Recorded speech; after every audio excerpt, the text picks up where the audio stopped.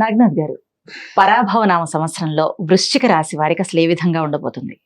వీరికి అర్ధాష్టమ రాహువు పంచమ శని నుంచి మనకి ఉగాది అనేది స్టార్ట్ అవుతుంది.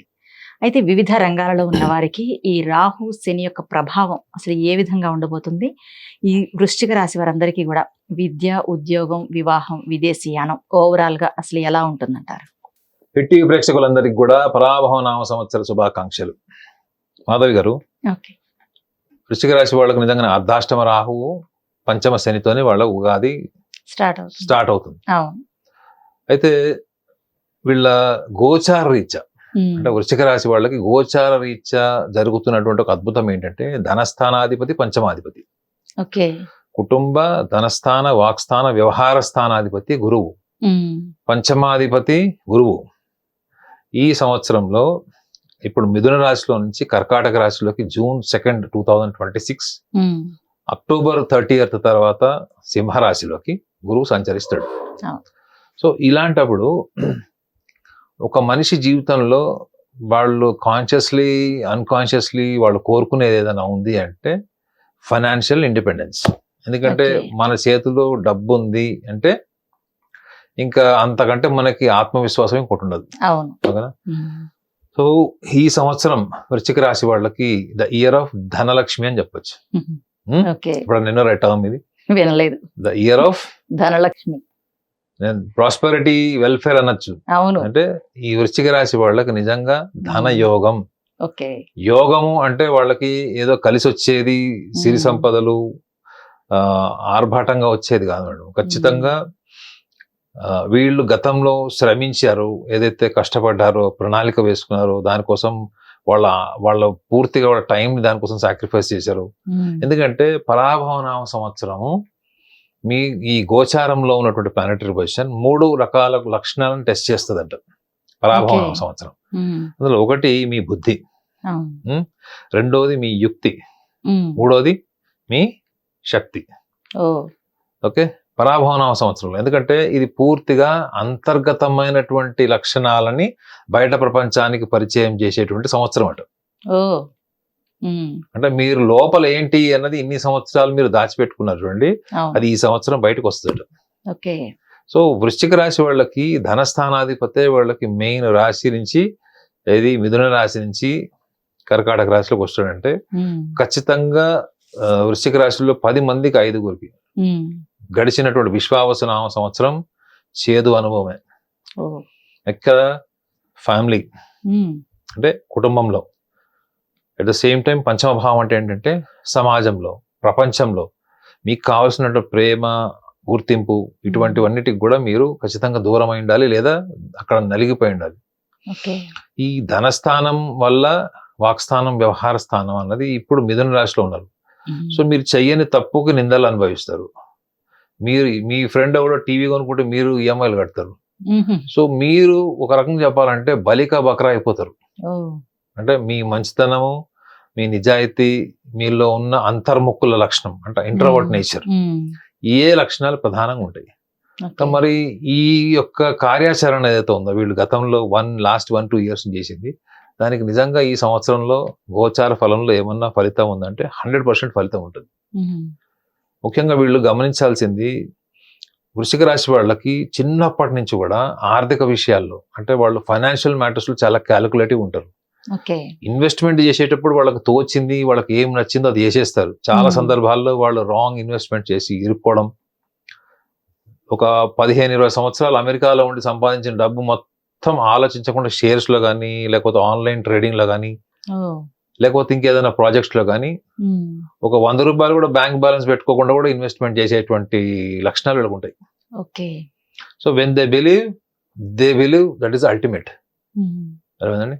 ఇంతకంటే ఇంకా గొప్పది లేదు, ఇది బెస్ట్ అని అనిపించింది అనుకోండి, వాళ్ళు చేసేస్తారు. సో ఇది గతంలో వాళ్ళ చరిత్ర. కానీ పరాభవనామ సంవత్సరంలో నిజంగా Lakshmi, this year of Dhanalakshmi అంటే వీళ్ళకి ఖచ్చితంగా ఈ సంవత్సరంలో అంటే ఒక పూర్ అంటే ఆర్డినరీ టు ఆర్డినరీ పర్సన్ నుంచి మీరు టాప్ సెలబ్రిటీ, బిజినెస్ పర్సనాలిటీని తీసుకుంటే కూడా ఈ సంవత్సరంలో 2 వీళ్ళకి అద్భుతాలు ఉంటాయి. ఒకటి ఆర్థికంగా వీళ్ళు ఎదగడం. ఆర్థికంగా ఎదగడం అంటే ఏంటి మేడం? మీరు ఎంత సంపాదించినా మీరంటూ ఒక ప్రాపర్టీ కొంటారు, అవునా? మీరు కారు కొన్నా, మీరు ఇల్లు కొనుక్కున్నా, మీరు ఎక్కడైనా ఒక ప్రొడక్టివ్ ఇన్వెస్ట్మెంట్ చేసినా దానికి కనుక రేట్ వాల్యూ పెరిగితేనే కదా మీరు ఇన్వెస్ట్మెంట్ చేశారు. ఇన్వెస్ట్మెంట్ ఏం చేశారంటే జస్ట్ ఇన్వెస్ట్ చేశారు అంతే. బట్ ఇన్వెస్ట్మెంట్ కి రిజల్ట్ ఏంటి? అది పరాభవ నామ సంవత్సరం వృశ్చిక రాశి వాళ్ళకి. వాళ్ళు ఆల్రెడీ చేసిన ఇన్వెస్ట్మెంట్స్. ఒక ఆర్డినరీ టు ఆర్డినరీ పర్సన్ కూడా ఈ సంవత్సరంలో వృశ్చిక రాశి వాళ్ళు వాళ్ళ వెల్ఫేర్ ఉంటుంది మేడం, ప్రోగ్రెస్ ఉంటుంది, ప్రాస్పారిటీ ఉంటుంది. ఎందుకంటే వీళ్ళకి ధనస్థానాధిపతి చాలా అత్యున్నతమైనటువంటి స్థానంలో కర్కాటక రాశిలో ప్రవేశిస్తాడు. అలా వృశ్చిక రాశికిను కర్కాటక రాశికి అవినాభావ సంబంధం లాగా ఉంటుంది వాళ్ళ భావం. వీళ్ళిద్దరు ఎక్కడున్నా కానీ ఒకళ్ళ పట్ల ఒకళ్ళకి కెమిస్ట్రీ మ్యూచువల్ గా మ్యాచ్ అవుతుంది. ఒక 10 మంది అమ్మాయిల్లో ఒక వృశ్చిక రాశి అమ్మాయి ఉందంటే ఖచ్చితంగా ఒక కర్కాటక రాశిలో పుట్టిన వాడికి అట్రాక్ట్ అవుతుంది. అంటే వాళ్ళ మధ్యలోనే ఆ ఇంటర్లింక్డ్, అంటే వాళ్ళకి ఆరా రూపంలో కూడా వాళ్ళకి కనెక్షన్ ఉంటుందంట. అట్లాంటిది వీళ్ళకి కర్కాటక రాశి వాళ్ళ గురువు సంచారం జరుగుతుంది ఎప్పుడు? జూన్ 2 నుంచి. మిథునంలో ఒక రకంగా చెప్పాలంటే అది గ్రిల్డ్ పొజిషన్ ఫర్ జూపిటర్. గురువు అక్కడ గ్రిల్ అయిపోయి ఉంటాడు మొత్తం, అంటే నిర్బంధించబడినట్టే ఉంటాడు. అంటే మిమ్మల్ని 5 స్టార్ హోటల్లో పెట్టినా గొలుసులతో కట్టేస్తే ఎలా ఉంటది, గురువు పరిస్థితి అలా ఉంటది. సో గురువు ఏంటంటే స్వేచ్ఛా గ్రహం. అదేందండి, ఒకవేళ ఇవ్వాలనుకుంటే అనాలోచితంగా ఇచ్చేస్తాడు, తీసుకోవాలంటే కూడా అనాలోచితంగా తీసేసుకుంటాడు. సో ఇప్పటి వరకు వీళ్ళకి ఏవైతే అన్ఎక్స్పెక్టెడ్ ఎక్స్పెండిచర్స్ ఉన్నాయో, లాసెస్ ఉన్నాయి, వీళ్ళకి అనివార్యమైనటువంటి ఆర్థిక పరిస్థితులు వీళ్ళు చూశారు, అవన్నీ కూడా ఇప్పుడు పూర్తిగా మళ్ళా కంప్లీట్లీ డిఫరెంట్ షేప్ తీసుకుంటాయి. సో ఇది వృశ్చిక రాశి వాళ్ళకి ఆరంభం నుంచే ఉంటుంది. ఇది ముఖ్యంగా భూమికి సంబంధించి, ప్రాపర్టీస్ కి సంబంధించి ఇన్వెస్ట్మెంట్స్ ఏవైతే చేశారో గతంలో, వీళ్ళకి చూడండి ఇమీడియట్ గా మార్చ్, ఏప్రిల్, మేలోనే దాని ఇమీడియట్ రిజల్ట్స్ అనిపిస్తాయి. అంటే దాని వాల్యూ పెరుగుతుంది. ఎందుకంటే వీళ్ళకి ఆరంభం నుంచే వీళ్ళకి పంచమ భావంలో గోచార ఫలంలో వీళ్ళకి శుక్రుడు ఉంటాడు. రవి వీళ్ళకి మళ్ళా ఏప్రిల్ మాసంలో మేషంలోకి వస్తాడు. అది ఇంకా పవర్ఫుల్ పొజిషన్ అది. సో మళ్ళీ మీరు మీకు వృషభ రాశిలోకి మళ్ళీ శుక్రుడు ప్రవేశిస్తాడు. సో భార్యాభర్తలకు సంబంధించిన ఇష్యూస్ కావచ్చు, లేదా చాలా కాలంగా వీళ్ళు మనసులో అభిప్రాయాలు చెప్పుకోలేక ప్రేమ వివాహాలు ఆగిపోయినప్పుడు, లేదా వీళ్ళు ఎంతో కాలంగా కుటుంబ పరిస్థితులు, లేకపోతే కొన్ని అదర్ ఫ్యాక్టర్స్, క్యాస్ట్ కావచ్చు, రిలీజన్ కావచ్చు, ఈ ఫ్యాక్టర్స్ వల్ల డిలే అయిపోయిన మ్యారేజెస్ కూడా ఈ సంవత్సరం ఆరంభంలోనే ఒక కార్యరూపం ధరిస్తాయి. సో వీళ్ళకి family, social identity and financial status, ఈ 3 రంగాల్లో వీళ్ళకి ఆరంభం నుంచే, వృశ్చిక రాశి వాళ్ళకి ఆరంభం నుంచే ప్రోగ్రెస్ ఉంటుంది. This is one brighter side. At the same time వీళ్ళకి ఏంటంటే వీళ్ళకి పంచమ భావం అంటే అర్ధాష్టమ రాహు ఉన్నాడు, పంచమ శని కూడా ఉంది ఆరంభం నుంచి. శని గ్రహము పంచమ భావంలో మీనరాశిలోనే ఉంటాడు మేడం. ఈ యుగాదిలో ఎటువంటి మార్పు ఉండదు. రాహు మాత్రం డిసెంబర్ 8th, 7th, 8th తర్వాత మకరంలోకి వచ్చేస్తాడు. కుంభంలో ఉన్నాడు, ఇప్పుడు మకరంలోకి వస్తాడు. ఇటు కేతు గ్రహం ఏమవుతుందంటే సింహం నుంచి కర్కాటకంలోకి వెళ్తాడు. సో వృశ్చిక రాశి వాళ్ళకి ఏంటంటే భాగ్యంలోకి కేతు వెళ్ళినప్పుడు, తృతీయ భావంలోకి రాహు వచ్చినప్పుడు, మీరు ఏవైతే విదేశాల్లో పెట్టుబడులు కానీ, విదేశాల్లో చదువులు, విదేశాలకు వెళ్ళి ఉద్యోగాలు చేసుకోవాలనుకుంటారు, అక్కడ మీకు బెస్ట్ టైం ఎక్కడ స్టార్ట్ అవుతుంది అనుకుంటే మాత్రం ఖచ్చితంగా సెప్టెంబర్ తర్వాత స్టార్ట్ అవుతుంది. సెప్టెంబర్ మాసం తర్వాత స్టార్ట్ అవుతుంది. అంటే మీరు ఆల్రెడీ ఇక్కడ చాలా మంది ఇక్కడ నుంచి వెళ్ళి అక్కడ ఇన్వెస్ట్మెంట్ చేసిన వాళ్ళు, బిజినెస్ పెట్టిన వాళ్ళు, సో వీళ్ళందరికీ కూడా ముఖ్యంగా హోటల్ ఇండస్ట్రీలో ఉన్నవాళ్ళు, హాస్పిటాలిటీస్ లో ముఖ్యంగా హోటల్ ఇండస్ట్రీలో ఉన్నవాళ్ళు, food, anything related to the food, hospitality line లో ఉన్న వాళ్ళకి ద బెస్ట్ టైం స్టార్ట్ అవుతుంది సెప్టెంబర్ మాసం నుంచి. సో వృశ్చిక రాశి వాళ్ళకి ఈ సంవత్సరంలో ఒకవేళ ఏమన్నా కొంచెం బెటర్ ఎక్స్పీరియన్సెస్ అట్లా ఏమన్నా జరుగుతాయి, వాళ్ళు ఏదైనా కొంత ఇబ్బంది పడే వాతావరణం ఏమన్నా ఉందంటే, వృశ్చిక రాశిలో ఉన్నటువంటి మహిళలకు మాత్రం వాళ్ళకి ఏమన్నా health issues, anything related to the fertility, anything related to the children, so delay in children, delay in anything family development, వీటికి సంబంధించిన విషయాల్లో వీళ్ళకి కొంత ప్రతికూల వాతావరణం ఉండే ఛాన్స్ ఉంటుంది. ఎప్పటి వరకు? సెప్టెంబర్, అక్టోబర్ వరకు వీళ్ళకి అనుకూలంగా ఉండదు. చాలా మంది ప్లాన్ చేస్తారు, సో ఆ ప్లానింగ్ వీళ్ళకి సెప్టెంబర్ వరకు కార్యరూపం దాల్చదు. ఇది ఒక కొంచెం మహిళలకి, వృశ్చిక రాశిలో ఉన్న వాళ్ళకి ఇది కొంచెం మైనస్ పాయింట్ అని చెప్పొచ్చు. అదర్వైజ్ వృశ్చిక రాశి వాళ్ళకి పరాభవనామ సంవత్సరం, వాళ్ళు అంతర్గతంగా వాళ్ళలో ఉన్నటువంటి ఒక హీరోయిక్ నేచర్, ప్రపంచాన్ని కూడా శాసించేయాలి, ప్రపంచాన్ని శాసించేంత డబ్బు సంపాదించాలి, ఒక ఆధిపత్యం వహించాలి, ఒక అథారిటేటివ్ లైఫ్ అనుకుంటారు చూడండి. అవును. అందులో వీళ్ళు ఉన్న ఎన్విరాన్మెంట్, ఏ ఎన్విరాన్మెంట్ లో ఉన్నారో ఆ ఎన్విరాన్మెంట్ కి ఖచ్చితంగా వీళ్ళు ఆ స్థాయి పర్ఫార్మెన్స్ ని వీళ్ళు చూస్తారు. వీళ్ళు ఓకే.